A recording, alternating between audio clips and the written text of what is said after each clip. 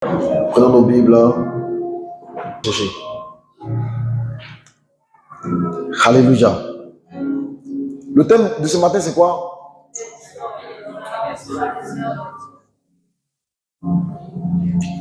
Les hommes et les femmes selon le cœur de Dieu. Amen. Les hommes et les femmes selon le cœur de Dieu. Actes chapitre 13, versets 21 à 22. Actes des apôtres, chapitre 13, versets 21 à 22.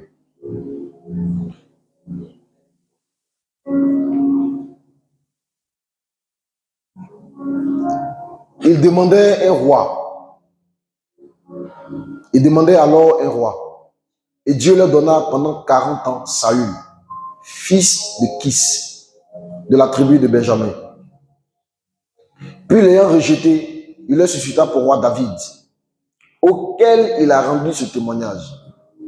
J'ai trouvé David, fils d'Isaïe, homme selon mon cœur, qui accomplira toutes mes volontés. Amen. Acclamons la parole du Seigneur. Et assieds-toi sur la tête de tes ennemis. Merci beaucoup, les frères. Dieu vous bénisse. J'aime beaucoup votre couleur blanche. On a un uniforme aujourd'hui. Amen. Alléluia. Oh, je te vois aller quelque part avec Dieu. Je te vois aller quelque part avec Dieu. Je ne sais pas si toi-même tu le sais, mais Dieu t'amène quelque part. Tu as une destinée en Christ. Tu as un avenir en Christ. Alléluia. Les hommes et les femmes selon le cœur de Dieu. Dans Acte 13, le Seigneur rend témoignage. Acte 13, à partir du verset 21, du verset 21 à 22, le Seigneur rend témoignage de quelqu'un qu'on appelle David. Amen. Dis avec moi David. Alors tout le monde a entendu l'histoire de David qui a vaincu Goliath, qui a combattu Goliath contre Goliath et qui a remporté la victoire. Et David a inspiré beaucoup de chrétiens à croire qu'il faut affronter Goliath dans la vie. Amen.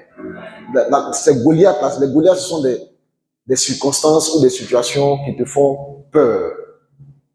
Des situations où tu as l'impression que la victoire n'est pas possible du tout. Les Goliaths, c'est ce qui est grand devant tes yeux et qui te semble insurmontable. Ce sont les montagnes de ta vie, des choses qui sont implantées, sur lesquelles tu as déjà essayé plusieurs fois que ça n'a pas marché. La Bible dit qu'Israël a été terrorisé par Goliath pendant 40 jours, 40 nuits.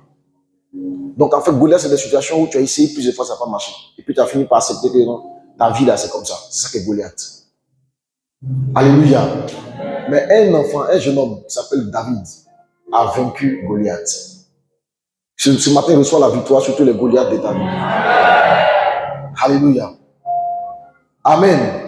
Les Goliaths, ça peut être des hommes, des personnes qui sont dans ta vie et qui règnent là, qui ne veulent pas te laisser vivre ta vie. Ça peut être un sorcier qui est dans la famille. Ça peut être un lien qui est dans la famille. Ça peut être une malédiction qui règne dans la famille. Ça, les Goliaths. Ça peut être une situation dans laquelle tu es un chômage, dans laquelle tu es, puis ça a duré. Tu as fini par accepter que c'est comme ça. Moi, je vais finir comme ça. Ou bien un célibat de longue durée qui est devenu chronique. C'est-à-dire, on ne te drague même pas pour dire non, on va te marier. C'est comme invisible. Mais si tu as la foi de David, tu vas remporter tes victoires. Amen. Alléluia. Amen. Donc David était quelqu'un de courageux. Mais David n'était pas que courageux. Le texte qu'on a lu ici ne parle pas du courage. Ça parle d'un jeune homme qui, en réalité, n'était même pas destiné à devenir roi. Il y avait quelqu'un qui était roi à sa place. Quelqu'un que Dieu même a donné. Le texte dit, Israël, à un moment donné, a trouvé qu'il était différent des autres peuples. A trouvé que tous les autres peuples avaient des rois. Israël n'avait pas de roi. Israël est sorti d'Égypte via Moïse, qui était prophète, qui n'a pas fait des études de roi. Dieu l'a oint comme prophète. Et Moïse a conduit Israël dans le désert. Il a fait choisir d'abord Israël d'Égypte, il a conduit dans le désert. Et puis à un moment donné, Moïse est mort. Amen. Moïse meurt. Israël n'est pas encore dans la terre promise. Dieu suscite un autre jeune homme qui s'appelle Josué, qui fait entrer Israël dans la terre promise. Quand Israël arrive là-bas, Israël se rend compte que tous les peuples qu'ils ont traversés là, ils ont tous des rois. Mais Israël n'a pas de roi. Ils n'ont que des hommes de Dieu qui les dirigent. Alors Israël dit non, nous on veut aussi avoir un roi établi sur nous. Et Dieu était fâché parce que Dieu dit mais pourquoi Israël me rejette? Israël dit non, mais Seigneur, non, on ne t'a pas rejeté. Nous on dit on veut un roi. Toi, tu seras notre Dieu. Mais nous, on veut un roi. Quelqu'un qui va régner sur nous, quelqu'un qui va se prosterner. Alors la Bible dit, Dieu leur a suscité Saül comme roi. Donc Saül, c'est Dieu même qui l'a choisi. Saül, c'est pas quelqu'un qui est devenu roi par élection. On n'a pas été élu. On n'a pas voté. C'est Dieu lui-même qui a parlé au prophète Samuel. C'est ça, non? Hein?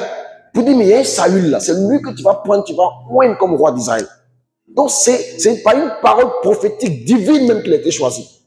Et puis il est rentré dans la royauté, il est devenu roi. En tout cas, la Bible dit qu'il était grand. Il était plus grand que toute personne en Israël. Donc il avait la taille. C'est quelqu'un d'impressionnant. Il était puissant, il était militaire aussi. Donc c'était quelqu'un de bien. Il remplissait les conditions. Mais à un moment donné, Dieu l'a rejeté. Alléluia.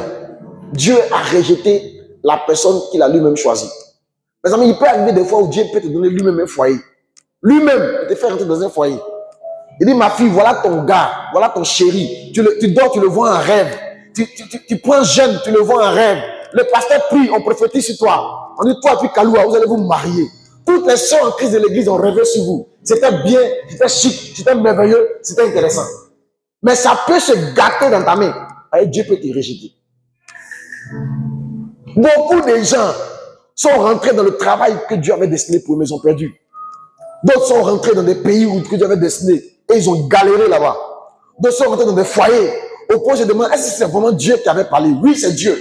Le problème, c'est que tu as été éjecté. Aucune bénédiction sur la terre, aucune bénédiction n'est stickée, collée pour toujours. Tu as reçu cette bénédiction parce que tu avais quelque chose que Dieu a vu qui t'a choisi. Si cette chose-là, tu la perds, tu perds la grâce. David, regardez ce que Dieu dit de lui. J'ai trouvé David, fils d'Isaïe, homme selon mon cœur, qui accomplira toutes mes volontés. Je renonce à faire ma volonté. Je veux faire ta volonté. Les gens que Dieu choisit, et Dieu leur donne des choses auxquelles ils n'étaient même pas destinés. Dieu leur donne des pays, d'habiter dans des pays où ils n'étaient même pas programmés pour aller. Dieu leur donne des mariages où en temps normal, vu le quartier où ils sont nés, le village où ils sont nés, la famille d'où ils viennent, ils ne peuvent pas marier quelqu'un comme ça. Dieu leur donne souvent des positions, des postes. Quand tu regardes leur cursus, quand tu regardes leur réseau relationnel, ils ne connaissent pas les gens même. Leurs papas, leurs mamans même sont quelque part dans un campement. Donc, ce n'est pas des personnes recommandées par quelqu'un. Ce n'est pas des fils d'eux. Mais Dieu leur donne des postes. Pourquoi? Parce que le monde entier est gouverné par Dieu. Et que Dieu cherche en permanence des hommes et des femmes avec lesquels il va gouverner. C'est pourquoi les présidents changent constamment.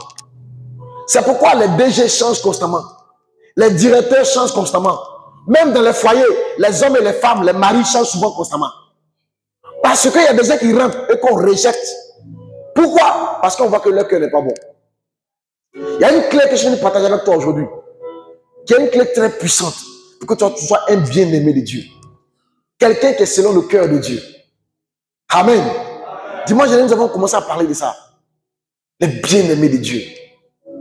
Il faut que le Père puisse t'appeler mon bien-aimé. Ma bien-aimée. J'ai mon bien-aimé là-bas. C'est ma bien-aimé là-bas. Dans cette famille, j'ai une bien-aimée là-bas. Dieu dit, il a trouvé David, mon bien-aimé. David, c'est mon bien-aimé. Un homme selon mon cœur. Alléluia. Les fils qui plaisent au Père, c'est les fils qui ont les attitudes de bien-aimés. C'est les personnes qui sont comme David. Dieu peut rendre témoignage d'eux. J'ai trouvé David selon mon cœur. Et regarde ce qu'il dit. Il dit, il va accomplir toutes mes volontés. Souvent, Dieu sait que quand tu vas entrer dans un certain type de travail, tu ne vas pas accomplir sa volonté là-bas. Beaucoup de gens n'arrivent pas à se marier. Parce que les plans qu'ils ont pour le mariage, ce n'est pas la volonté de Dieu. Tout est basé sur le vu, le chic, le like. Et quoi encore? Le vu. C'est pourquoi tous les nouveaux mariages sont des mariages très jolis. Quand tu vois les photos des mariages sur Facebook, tu te dis waouh, waouh, alléluia. moi aussi, j'aimerais me marier. Mais pour moi, de passer pour celle-là. Donc les mariages sont feutrés, les mariages sont beaux, les mariages sont chics. En tout cas, ça fait envie, ça fait rêver. Mais après quelques mois, ces mariages qui faisaient rêver là, font pitié. Parce que les gens rentrent dans le mariage, mais pas pour accomplir la volonté de Dieu. Ils ne vivent pas leur mariage selon Dieu. Ils ne traitent pas leur mari comme Dieu le veut. Ils ne traitent pas les femmes comme Dieu le veut. Ça finit par se gâter. D'autres trouvent un travail. Ils ne traitent pas leur patron comme Dieu le veut. Ils ne traitent pas les dossiers même en entreprise comme Dieu le veut. Ils les traitent moyennant quelque chose pour lesquels ils sont déjà payés, souvent de façon gracieuse.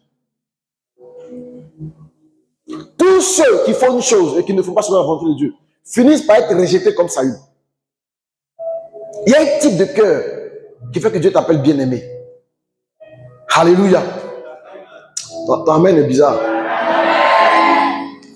Dis amen bien. Alléluia. Et on a dit la première chose pour être un bien-aimé de Dieu, pour être une personne sur le cœur de Dieu, c'est de faire la volonté de Dieu. On a dit ça dimanche dernier. La volonté de Dieu. S'occuper des affaires de Dieu. S'occuper des affaires de Dieu. Dieu aussi, il a des affaires à gérer. Il faut t'occuper des affaires de Dieu. On a dit prêcher la parole pour sauver les âmes. C'est s'occuper des affaires de Dieu. Tu veux travailler, Dieu est prêt à te soutenir. Mais est-ce que quand tu vas travailler là, c'est pour faire les affaires de Dieu ou pour faire tes propres affaires?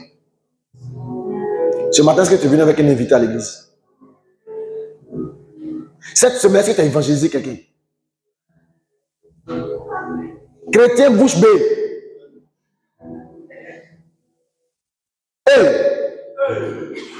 Quelqu'un qui n'évangélise jamais, qui ne parle jamais de Jésus, qui n'influence pas le royaume de Dieu. Quel est ton apport et ta contribution dans le royaume de Dieu? Dieu dit David là, je vais l'élever. Mais quand je vais l'élever là, en tant que roi là, il va accomplir toutes mes volontés pour le pays. C'est-à-dire que même pour prendre une décision, il va venir me consulter pour connaître ma volonté. Dieu dit ma fille là, je vais la bénir, elle va travailler. Mais même pour dépenser son salaire, elle va me consulter. Pour aller acheter habits, elle va me consulter. Pour aller acheter mèche, elle va me consulter. Pour faire son budget, elle va me consulter. Pour choisir son mari, elle va me consulter. Elle va faire que ma volonté. Occupe-toi des affaires de Dieu. Occupons-nous des affaires de Dieu. Et je dis les premières affaires de Dieu sont les âmes. L'être humain est une créature de Dieu à laquelle le Seigneur s'intéresse. Il doit t'intéresser à l'homme. Amen. La deuxième chose à faire, c'est de pratiquer les œuvres de Dieu. Pour que Dieu puisse te considérer comme son bien-aimé. Une personne qui l'aime bien. Pratique des bonnes œuvres. Pratiquer des bonnes œuvres. Amen. Amen me dérange ce matin. Alléluia. Matthieu chapitre 5, verset 43. À partir du verset 43. Matthieu chapitre 5, verset 43 à 48.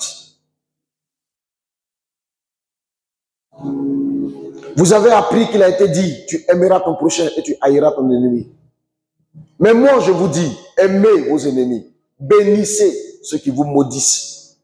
Faites du bien à ceux qui vous haïssent et priez pour ceux qui vous maltraitent et qui vous persécutent. Afin que vous soyez comment? Aide-moi. Afin que vous soyez comment? Qui est où ça? Qui est dans les cieux. Car il fait lever le soleil, son soleil sur les méchants et sur les bons, il fait pleuvoir sur les justes et les injustes. Afin que vous soyez fils de votre Père. Qui est où ça? Qui est dans les cieux. Proverbe chapitre 4, à partir du verset 3. Proverbe 4, verset 3. C'est Salomon qui parle ici. Le roi Salomon, le sage Salomon.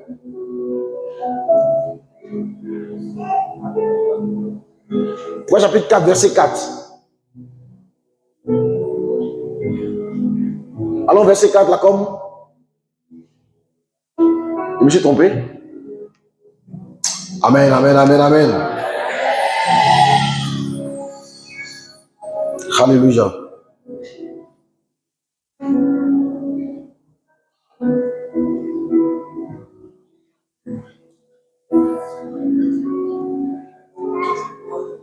C'est pour toi.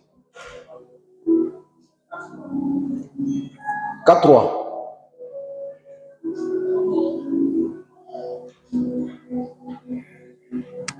C'est ça. Foi chapitre 4, verset 3. J'étais un fils pour mon père. Un fils tendre et unique auprès de ma mère. Salomon dit qu'il était un fils pour son père. Et Matthieu 4, on a lu, dit que afin que vous soyez fils de votre Père qui est dans le ciel, vous devez faire le bien. Donc, pour être un bien-aimé de Dieu, il y a des actions, des activités, il y a des œuvres à pratiquer pour que le Seigneur te considère comme son bien-aimé. Et c'est de ça que je viens de te parler ce matin. Il y a le fait de t'occuper des affaires de Dieu. Comme venir servir Dieu, comme servir Dieu dans un département, comme évangéliser, comme faire des offrandes à l'église. C'est bien. Alléluia. Mais la deuxième chose à faire, c'est de pratiquer des bonnes œuvres. Pratiquer des bonnes œuvres. Alléluia. Nous devons pratiquer des bonnes œuvres.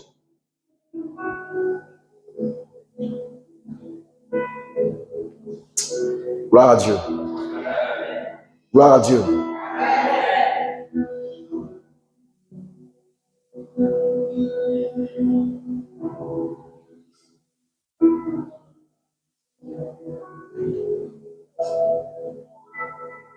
Je veux être l'homme. Philippiens chapitre 2, verset 10.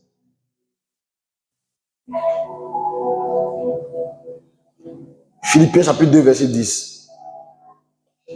Car, non, pardon, Éphésiens, waouh. Éphésiens 2, 10. Car nous sommes son ouvrage, ayant été créés en Jésus-Christ pour de bonnes œuvres que Dieu a préparées quoi? D'avance, afin que nous les pratiquions. Nous sommes quoi? Son ouvrage. Nous sommes l'ouvrage de Dieu. C'est Dieu qui a œuvré en nous pour que nous soyons là aujourd'hui. Et nous avons été créés pour faire quoi? Pour de bonnes œuvres que Dieu a fait quoi? A préparé d'avance. Donc il y a des œuvres que Dieu a préparées comment? D'avance, en avance. Il les a créées, il les a préparées pour quoi? Pour que nous les fassions quoi? Que nous les pratiquions. Pratiquions. Quand on dit quelqu'un pratique le sport, c'est pas quelqu'un qui va une fois au sport dans l'année. Quelqu'un me suit? Toi et moi, on ne pratique pas le sport. Hein? Amen. On est quelqu'un qui pratique le karaté. Pratiquer quelque chose, c'est en fait une coutume. En fait une tradition. Dieu dit, il a créé de bonnes œuvres. Il les a préparées d'avance pour que nous puissions les pratiquer. Donc un enfant de Dieu, il pratique des bonnes œuvres. Il ne fait pas les bonnes œuvres de temps en temps. Il ne fait pas le bien de temps en temps. Il fait le bien tout le temps. Dis Amen. Amen. Il fait le bien tout le temps. Lamentation dit, les bontés de Dieu ne sont pas comment?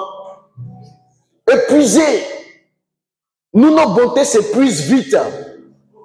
Je dis, nos bontés s'épuisent vite.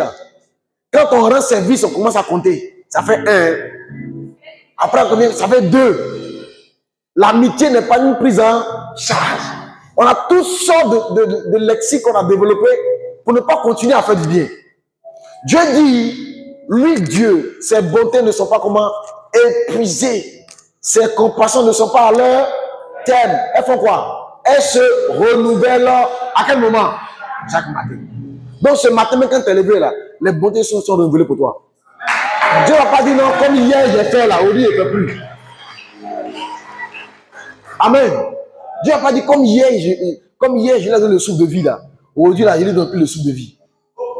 Comme hier je l'ai protégé là, c'est bon. Je l'ai trop protégé. Depuis 30 ans je la protège. Car même moi, Chaque matin, il renouvelle ses bontés pour toi. Nous aussi avons été créés pour les bonnes œuvres que Dieu a préparées d'avance, pour que nous puissions les pratiquer. Alléluia. Nous devons pratiquer les bonnes œuvres de Dieu. Nous avons été créés pour ça, pour pratiquer les bonnes œuvres de Dieu. Amen. Pour être un bien-aimé de Dieu, la deuxième chose à faire, c'est de pratiquer les bonnes œuvres. Nous sommes sauvés pour ça. Nous avons été créés là, il parle de ça. Nous avons été sauvés pour ça. Et en faisant ceci, nous allons ressembler à notre Père Céleste. Amen. Alléluia. Je vais lire avec toi une histoire. Genèse chapitre 10. Tu fais voyager un peu. Genèse chapitre 24 à partir du verset 10, pardon. Autant pour moi.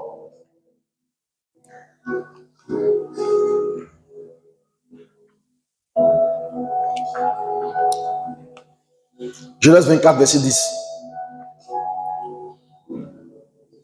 Alors ici, on parle de l'histoire de qui? L'histoire d'Abraham, qui envoie un serviteur, amen, pour aller chercher une femme pour son fils unique, Isaac. Donc le serviteur prit 10 chameaux parmi les chameaux de son seigneur et il partit. Ayant à sa disposition tous les biens de son seigneur, il se leva et alla en Mésopotamie, à la ville de Nacor. Il fit reposer les chameaux sur les genoux hors de la ville, près d'un puits, au temps du soir, au temps où sortent celles qui vont puiser de l'eau. Les grâces viennent trouver les filles qui vont puiser de l'eau. J'ai dit, le mariage vient chez les filles qui vont puiser de l'eau.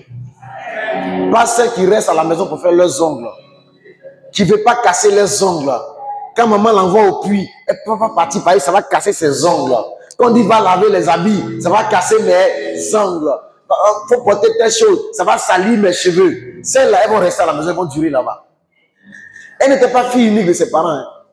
Mais celles qui vont puiser de l'eau, celles qui rencontrent les envoyés de Dieu. Alléluia. Verset 12. Et il dit, Éternel Dieu de mon Seigneur, c'est le serviteur qui prie maintenant. Fais-moi, je te prie, rencontrer aujourd'hui ce que je désire. Use de bonté envers mon Seigneur Abraham. Voici, je me tiens près de cette source d'eau, et les filles des gens de la ville vont sortir pour puiser de l'eau. Que la jeune fille à laquelle je dirai, penche ta cruche, je te prie, pour que je boive, et qui répondra, bois. Et je donnerai aussi à boire à tes chameaux, soit celle que tu as destinée à ton serviteur Isaac. Donc cet homme cherche une femme pour un prince héritier, dépositaire de l'alliance divine. Parce qu'Isaac allait être hérité d'Abraham. Abraham est le père de la foi. Ce Dieu a promis de bénir toute la terre via sa postérité. Et le fils unique qu'Abraham a mis au monde, en tout cas celui que Dieu considère, en dehors d'Ismaël, celui que Dieu considère vraiment, c'est Isaac. Cet Isaac-là, on cherche une femme pour lui. Je vous ai dit que le monde entier est sous la main de Dieu. Dieu établit des rois, il les rejette et il prend d'autres. Donc Dieu lui-même cherche constamment des Rebecca pour des Isaac. C'est pourquoi il dit à mes filles, l'homme que tu cherches te cherche. Je dis l'homme que tu cherches te cherche. Le prince charmant que tu cherches te cherche. Plus encore, c'est pas lui qui cherche, Dieu cherche lui-même pour lui. Dieu même cherche quelqu'un pour lui. Le travail que tu cherches là, il y a des entreprises qui cherchent quelqu'un comme toi. Le problème, c'est que tu n'as pas le cœur qui te fait saisir les grâces. Cet homme est en train de prier, mais il a des critères précis. Il dit, la jeune fille qui va venir, qui va non seulement me donner de l'eau, et qui va donner de l'eau, non seulement à moi, mais aussi à mes bêtes. C'est-à-dire à mon troupeau. Ceux sur qui je suis établi, c'est elle que je vais choisir. Le fils qui va venir dans cette maison, qui va me faire du bien à moi, pasteur, mais qui va faire du bien aussi à mon troupeau, qui va visiter les âmes, qui va prendre soin des âmes, c'est lui que je vais établir pasteur ici. On choisit quelqu'un parce qu'il bénit non seulement le chef, mais il bénit tous les descendants du chef. Tu ne peux pas dire que tu aimes le pasteur et que tu n'aimes pas les fidèles de Abdevi. J'ai dit, tu ne peux pas dire que tu aimes le pasteur Et puis, la soeur qui est là, tu ne connais pas son nom. Depuis longtemps, tu ne connais pas son nom. Elle vient dans l'église là, mais tu ne connais pas son nom. Et puis, elle te dit rien. Hey! Essaye de connaître ton voisin ce matin. Si tu ne connais pas, il faut du voisin, tu ne connais pas. Hein. Tout à l'heure, après le culte, on fait connaissance. Hein, oui. Amen. Elle va me donner de l'eau à boire. C'est qui me donnera de l'eau, mais aussi à boire à mes chameaux. Sera celle que tu as destinée à ton serviteur Isaac. Et par là, je connaîtrai que tu uses de bonté envers mon Seigneur. Il n'avait pas encore fini de parler que sortit sa cruche sur l'épaule de Rebecca, née de Bethuel, fils de Milka, femme de Nacor, frère d'Abraham. C'était une jeune fille très belle de figure. Elle était vierge. Aucun homme ne l'avait connue. Elle descendit à la source, remplit sa cruche et remonta. Le serviteur courut devant d'elle et dit, laisse-moi boire, je te prie, un peu d'eau de ta cruche. Elle répondit, bois mon Seigneur. Regardez comment il l'appelle. Bois mon Seigneur. Cette jeune fille était très humble. Un inconnu qu'elle voit. Elle élève déjà. Elle s'empressa d'abaisser sa cruche sur sa main et de lui donner à boire.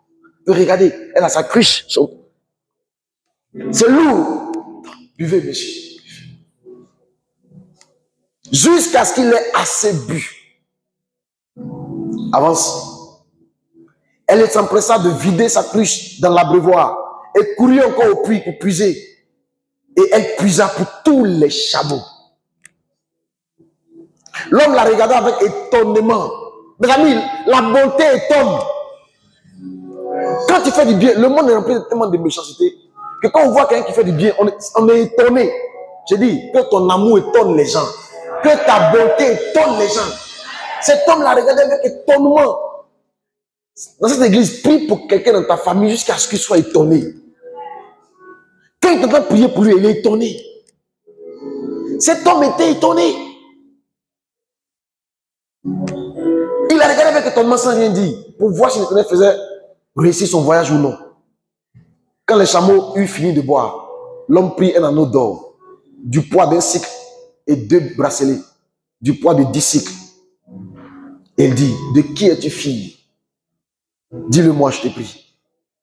Y a-t-il dans ta maison, la maison de ton père, la place pour passer la nuit? Et regarde comment elle est. Elle répond, je suis fille de Bethuel, fils de Milka et de Nacor. Elle lui dit encore, il y a chez nous de la paille et de la fourrure en abondance et aussi de la place pour passer la nuit. Et regardez comment quelqu'un saisit la grâce en manifestant de la bonté. Les bonnes œuvres, c'est ça la bonté divine. La bonté divine, c'est un ensemble de bonnes œuvres. Ceux qui les pratiquent rencontrent la grâce. Et rencontrent la grâce. Même quand ils n'étaient peut-être pas destinés à quelque chose, Dieu fait un détournement de grâce pour les envoyer vers eux. Cette jeune fille était pleine de bonté, pleine d'humilité. Elle était pleine de serviabilité. Et je ne t'ai pas dit de 12 choses que tu dois faire pour pratiquer les bonnes œuvres. 12 choses que tu dois faire, que tu dois accomplir chaque jour. Amen. Gloire à Dieu. Je te trouve bien timide aujourd'hui. Hein. Cette fille pratiquait l'hospitalité envers un étranger. Alléluia. Tu dois comprendre qu'avant ton élévation, Dieu testera toujours ta bonté. Avant ton élévation, Dieu testera toujours ta bonté. Dieu permettra que des gens te fassent souvent du mal pour voir comment tu réagis. Avant ton élévation. C'est pourquoi quand l'heure de l'élévation arrive, il y a beaucoup de tentations qui se suivent. Parce que Dieu veut tester ton cœur. Dieu veut tester ton cœur. Le Seigneur dit, celui qui n'a pas été fidèle dans les moindres choses ne le sera pas dans les grandes choses. C'est pourquoi Dieu t'envoie toujours le petit, parce qu'il veut te donner grand. Quelqu'un entend ma voix? Tu dois réussir le test de bonté avant l'élévation. Amen. 1 Pierre chapitre 3 à partir du verset 8 dit, enfin, soyez tous animés des mêmes pensées. Tu peux baisser un peu s'il te plaît, Soyez tous animés des mêmes pensées et des mêmes sentiments, pleins d'amour fraternel, de compassion, d'humilité. Ne rendez point mal pour le mal ou injure pour injure. Bénissez au contraire, car c'est à cela que vous avez été appelés. Afin de faire quoi? Afin de faire quoi? Afin d'hériter quoi? La bénédiction. Donc, même quand il y a une bénédiction pour toi, pour que tu puisses hériter la bénédiction, les épreuves d'injure vont arriver pour voir comment tu réagis. Amen. Les épreuves d'injure. C'est pourquoi quand souvent, il y a un grand rendez-vous, le diable va pousser les gens à te faire du mal pour voir comment tu réagis. Alléluia. Ne rendez point le mal pour le mal, ni injure pour injure. Ne répondez pas aux injures des apprentis Baka, des chauffeurs de Woro et de Baka. Ne répondez pas. Ne répondez pas aux injures au travail. Ne répondez pas aux moqueries au travail. Ne répondez pas. On est en train de vous tenter pour vous faire rater la bénédiction de la journée. Amen. Il y a une grâce que Dieu a prévue pour chaque jour. Il dit à chaque jour suivi sa peine. Il veut vous faire rater cela. Verset 10. Si quelqu'un, en effet, veut aimer la vie et voir des jours heureux, qu'il préserve sa langue de quoi? Du mal. Qu'il préserve sa langue de quoi? Du mal. De parler mal. La langue de parler mal. La langue de dire du mal des gens. On est en train de mal parler de quelqu'un. Il ne faut pas venir mettre ta bouche dedans. Si tu veux voir des jours heureux, tu veux hériter de tes grands, tu dois te garder de ça. Pratique le bien. Que le bien devienne une pratique pour toi. Une pratique. Comme quelqu'un qui fait du sport tous les jours. On dit il pratique le sport. Toi aussi pratique le bien. Il dit garde ta langue du mal. Ta langue de dire du mal de quelqu'un. Même si quelqu'un a fait mal, tu dois trouver un angle sur lequel le présenter pour ne pas que tu dises du mal de lui. C'est ça la bonté. La bonté consiste à garder sa langue de dire du mal, de prononcer des mauvaises paroles sur quelqu'un. Non. Il dit ne rendez pas injure pour injure. Les injures, c'est mal parler. Quelqu'un entend ma voix? Alléluia. Dieu va toujours tester, avant de t'élever. Alléluia. 12 pratiques de bonnes œuvres. La première pratique de bonnes œuvres, c'est l'altruisme. Dis avec moi l'altruisme. Dis avec moi l'altruisme. Amen. Matthieu chapitre 7, verset 12. Matthieu 7, verset 12 parle de l'altruisme. Tout ce que vous voulez que les hommes fassent pour vous, faites-le de même pour eux. Un bien-aimé de Dieu, il fait pour les gens ce qu'il veut que les gens fassent pour lui. Et il ne fait pas aux gens, ni pour les gens, ce qu'il n'aime pas que les gens lui fassent.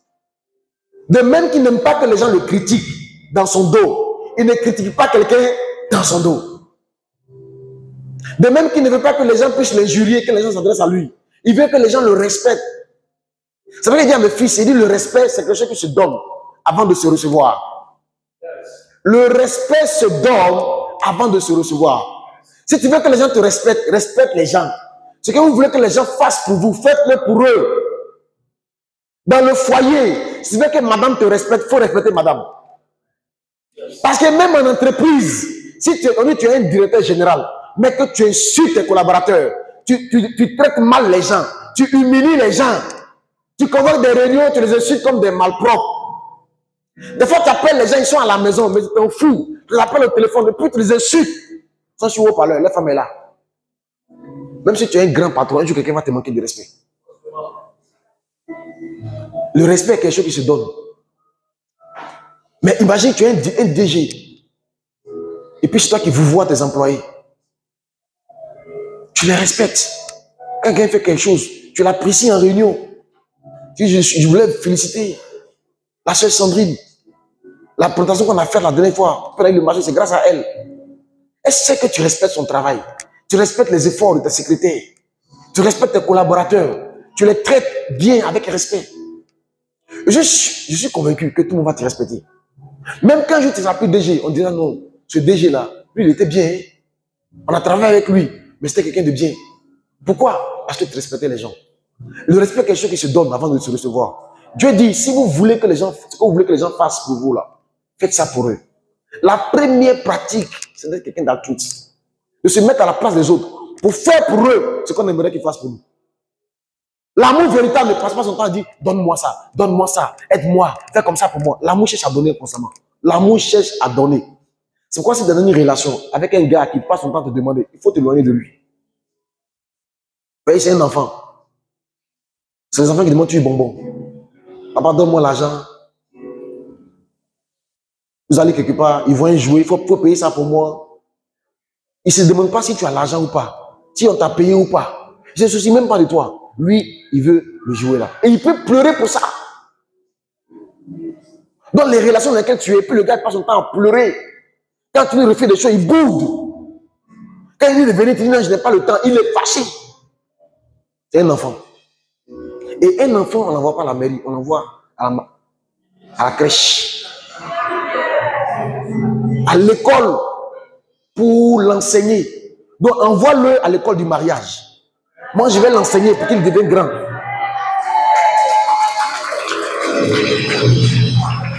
Parce que si tu épouses un enfant,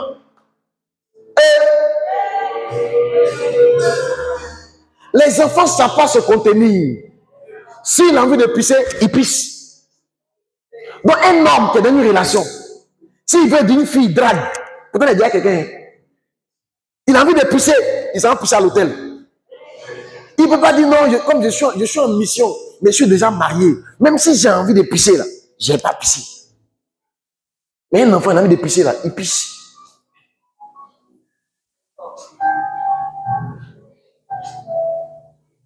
Un enfant, il passe son temps à demander. Et un enfant vieux, il a déjà des jouets, mais s'il voit un nouveau jouet chez un camarade, il veut ça. Une personne qui est en couple, qui n'est pas satisfait de ce qu'il a, qui veut les autres filles en plus de ce qu'il a, c'est un enfant. C'est un enfant. Il ne sait pas se contenter de ses jouets. Dieu lui a donné déjà un jouet. Elle lequel il peut jouer la nuit, il peut jouer la journée, il peut jouer debout, il peut jouer assis, il peut jouer couché. Mais non, il y a une nouvelle qui est arrivée dans le quartier. Donc lui, son jouet là, ce n'est plus sur lui. Son jouet ne l'intéresse plus. Comme met dans sa main, il jette. C'est pourquoi des fois quand tu lui dis, ah chérie, ce soir il y a Mac, il dit non, je suis fatigué. Il ne veut plus le jouer là. Il a vu un nouveau jouet au quartier. Un nouveau jouet. Une nouvelle stagiaire arrivée dans l'entreprise. À cause de ça, il n'a envie de rien. Si ce n'est pas de nouveau jouet là, il va aller jouer là-bas. Hey!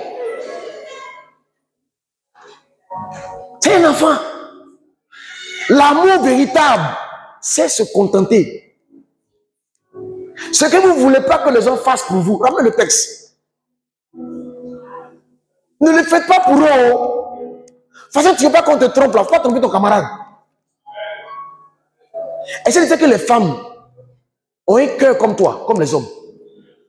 Le cœur des hommes n'est pas plus gros. Hein. C'est la même taille de cœur. C'est les femmes ont un cœur comme nous. Donc, de toute façon, quand on te trompe, tu peux ne pas, tu as envie d'aller te suicider là. C'est comme ça que ton maman pleure les nuits. Mais c'est par dignité qu'elle ne parle pas. Par dignité. Donc, toute trahison fait mal. Tout rejet fait mal. Les femmes, tout rejet fait mal. Quand l'homme vient vers toi la nuit, puis tu le rejettes, ça fait mal.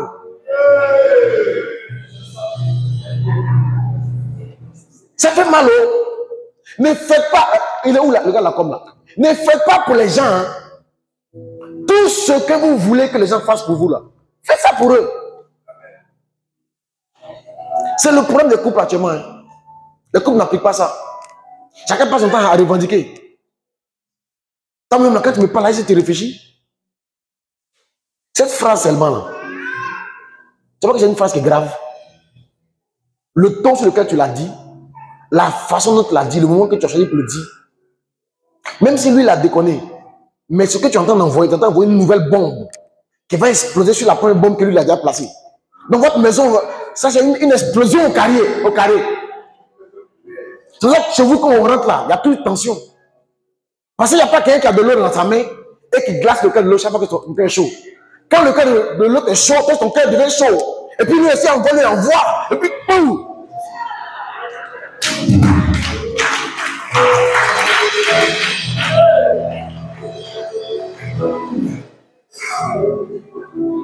L'altruisme, c'est le fait, amen, d'être conscient des autres. Être conscient de leur existence. Soyez conscient que l'autre existe. Que l'autre aussi a des sentiments. L'autre aussi a une fierté, un honneur. Que l'autre aussi a une famille. Mesdames, ce n'est pas vous ceux qui avez famille. C'est vous, c'est votre famille, on doit aider.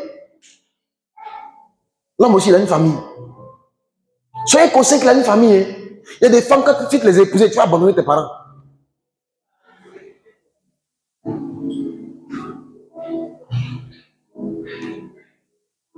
Quand toi, tes parents viennent à la maison, tu es la plus heureuse. C'est là où on prépare les meilleures nourritures. Mais quand les parents du monsieur viennent à la maison, hey! C'est quand ils viennent là, ils ont envie de vite partir même. Mais ils savent qu'ils ne sont pas les bienvenus.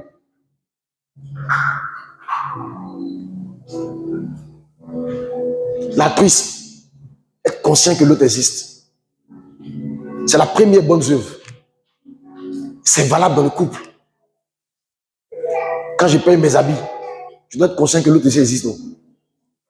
Quand il dépense l'argent du foyer là, il doit savoir que l'autre aussi existe. Non? C'est pourquoi un homme marié ne peut pas aller seul en vacances.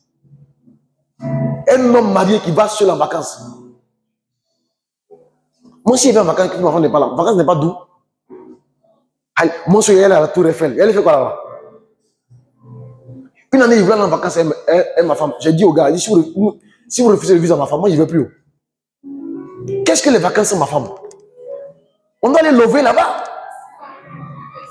Tu dis non, comme moi j'ai une situation stable là, bon, je peux aller, mais elle ne va pas. Non, si moi j'ai une situation stable, elle a une situation stable. Moi, ça, il la couvre. Il y a des hommes qui sont riches, mais la femme n'est pas riche. Vous ne comprenez pas. Hein? Si tu es riche, le couple est riche, dis Amen. Si tu es payé à 2 millions par mois, que madame est payée à 50 000 par mois, alors sache que désormais, par la grâce de Dieu, chaque fin du mois, le couple reçoit 2 millions 50 000 francs.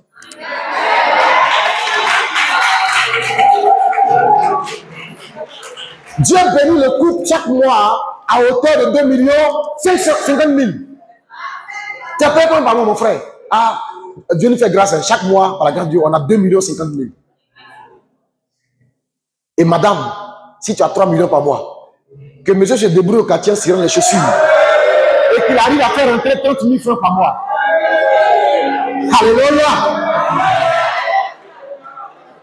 Par la grâce de Dieu, chaque mois, ce couple reçoit 3 millions 30 000 francs. Alléluia! Acclamons le Seigneur.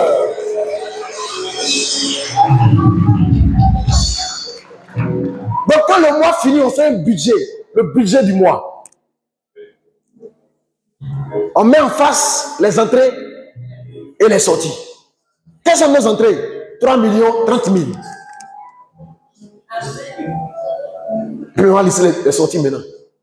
Les charges fixes, le loyer, la popote, scolarité des enfants, l'argent de poche de monsieur, l'argent de poche de madame.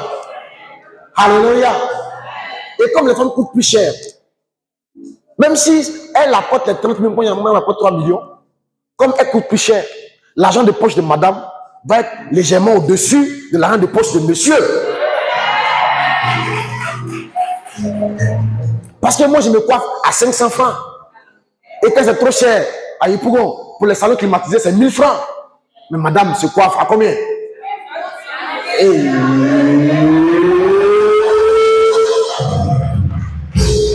Bon ami, que ta femme bouffe ton argent. Que ta femme bouffe ton argent. Qu'elle bouffe ton argent.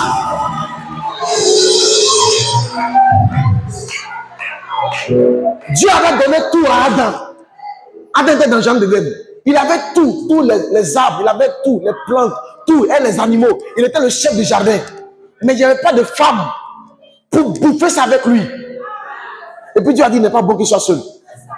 Parce que malgré tout ce qu'il a là, il n'est pas heureux.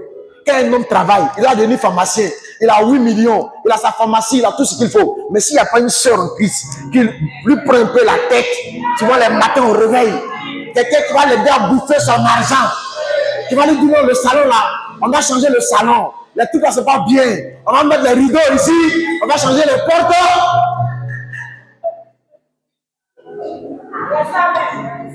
Je suis en train de délivrer quelqu'un ce matin. Délivrer ce matin.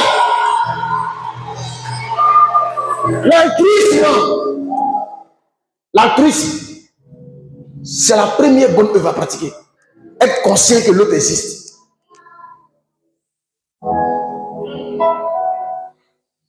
Être conscient que l'autre existe. Avec les deux deviendront une seule chair. Vous êtes une seule chair. Son corps, c'est ton corps. Beaucoup de couples souffrent de ça. C'est pour ça que sexuellement, ils ne sont pas épanouis. À cause du manque d'altruisme.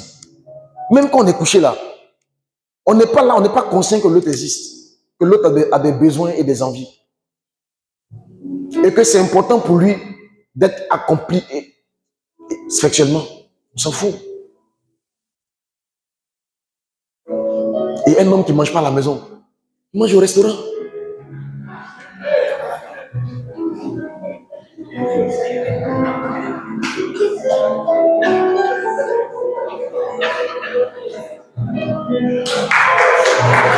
Mettez-moi le cœur.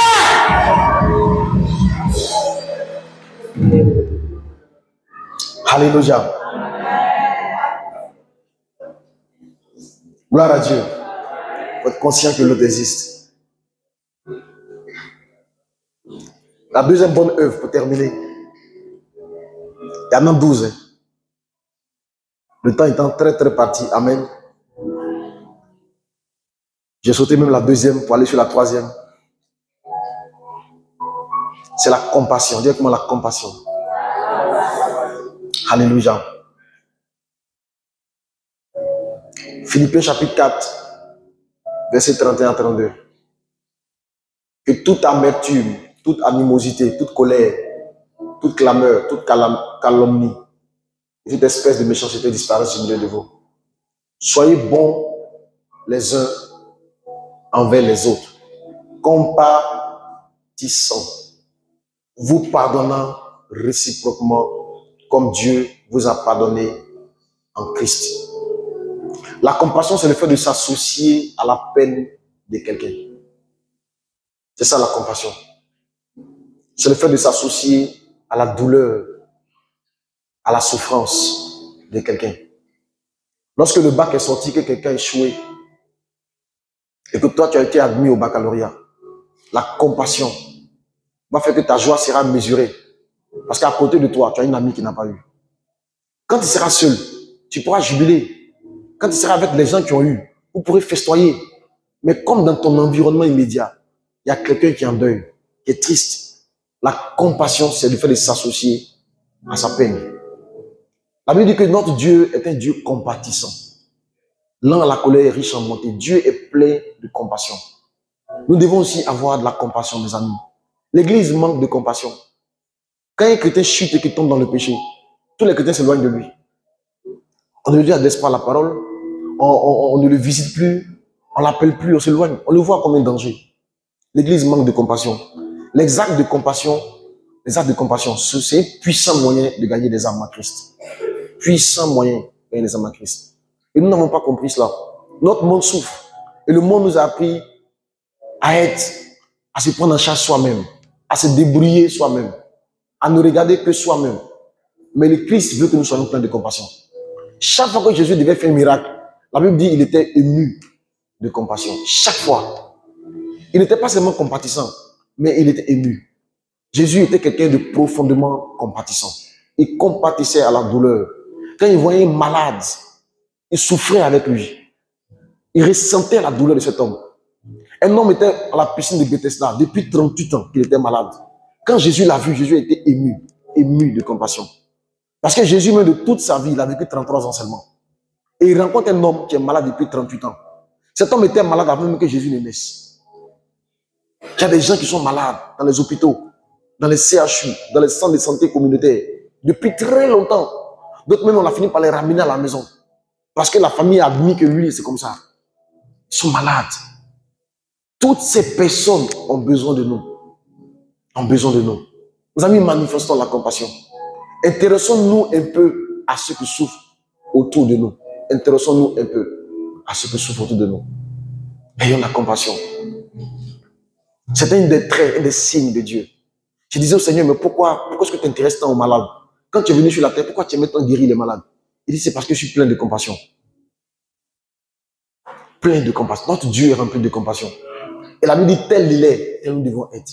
Nous aussi, nous devons manifester la compassion. Amen. Amen. Amen n'est pas bien. Alléluia. Mes amis, lorsque quelqu'un souffre autour de nous, souffrons avec lui. Lorsque quelqu'un pleure autour de nous, pleurons avec lui. Lorsque quelqu'un ne va pas bien, nous aussi, soyons malades avec lui. Alléluia. Amen. Que Dieu te bénisse abondamment.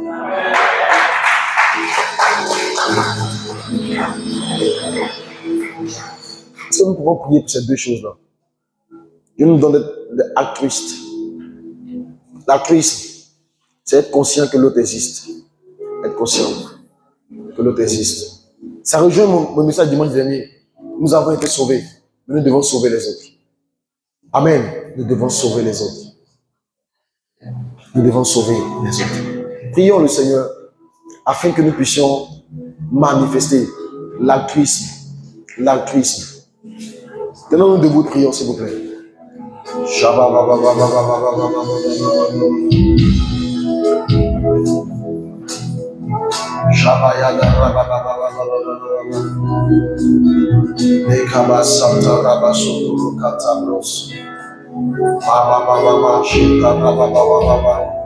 Seigneur, merci pour ta grâce.